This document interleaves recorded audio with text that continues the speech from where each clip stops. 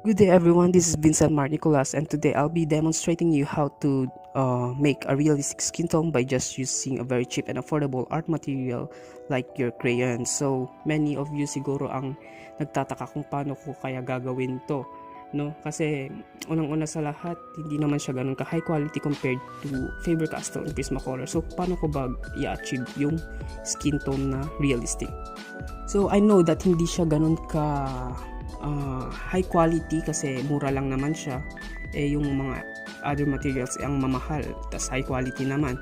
Pero I can prove in this video that even though it is not that expensive and high quality, nakagawa niya pa din na gumawa ng realistic skin tone. So I'll prove that it's not about the art material, but it's about the skill on how you use it. So be sure to like, comment, also share my videos, and also subscribe to my YouTube channel, and i-ring mo na din yung notification bell mo para lagi kang updated sa mga panibago kong videos. So here are the colors that I'll be using for the entire tutorial. So ayun na nga guys, so magsisimula na tayo, at ang una kong gagamitin na color ay yung color black. So ifa-follow natin yung method na layering from darkest to lightest. So una yung black, so i-shade lang natin yung mga part na based dun sa reference medyo dark siya. So ayun, i-shade natin siya, and be sure na yung pag-apply natin ng mga colors is light pressured lang at hindi siya ganun ka-deep, kasi pag ganun is hindi natin ma-achieve yung gusto nating skin tone and masisira pa yung texture ng papel. So kailangan light lang yung paghawak dun sa crayons, and hindi siya ganun katigas kung hawakan. So para sa mga artist dyan na nahihirapan paano mag-apply ng mga light pressured, ang gawin nyo lang is hawakan nyo lang yung butt end ng inyong pencil or ito yung crayons, para hindi siya ganun ka light pressure. Pero dito sa case ko is kaya ko na kasing controlin yung pag-apply ng light pressure, so kahit hindi ko na i-hold yung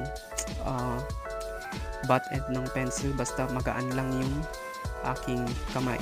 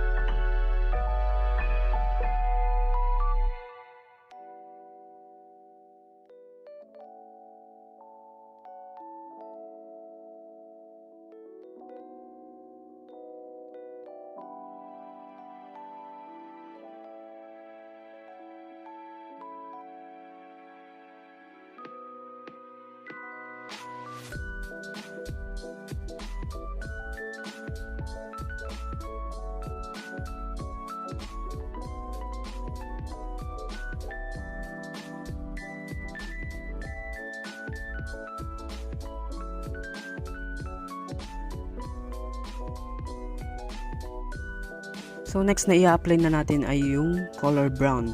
So i-apply ulit natin tong brown na to dun sa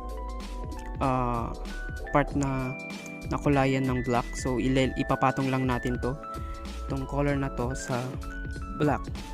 So ito sa pagla-layering, napaka-importante talaga ang pasensya, kasi hindi to basta-basta na-achieve ng ganun-ganun na lang, kasi kailangan pa ng iba't ibang mga layers ng colors para ma-achieve mo yung skin tone. Kailangan pa ng mga proper blending, tsaka yung tamang burnishing na para ma-achieve yung tunay na skin tone. Pero so kailangan lang talaga ng pasensya pag gumagawa ng mga ganitong art. So So kung mapapansin niyo dun dito sa drawing na to, 'di ba, nasimulan ko na, and kung titingnan niyo parang hindi siya gawa ng gamit ang crayons kasi parang mukha siyang pang mga professional art like your Faber-Castells or Prismacolors, pero hindi. Talagang purong crayons yung ginamit ko dyan. And kung nagtataka kayo kung bakit hindi siya ganun craft, kasi yung ginagamit kong papel dyan is yung Canson. Yung roughness ng papel tsaka yung medyo waxy na ano ba to? Waxy na quality ng crayons, parang nagble-blend sila, nagmamatch sila, kaya ganyan yung kinahinatnan. Pero hindi talaga ganyan dapat yung kahinatnan yan, pero may in-apply ako dyan para maging smooth. So sasabihin ko yun sa inyo mamaya.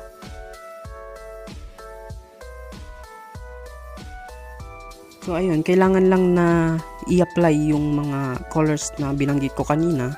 So ito yung mga colors, in order yan. Yan yung pagkasunod-sunod kung paano ko siya in-apply. So kung gusto nyong gayahin, then you can also do it. So ifa-fast forward ko na lang guys, no, hanggang sa matapos yung layering, kasi alam niyo naman na kung ano yung mga pagkasunod-sunod na pagle-layer, di ba?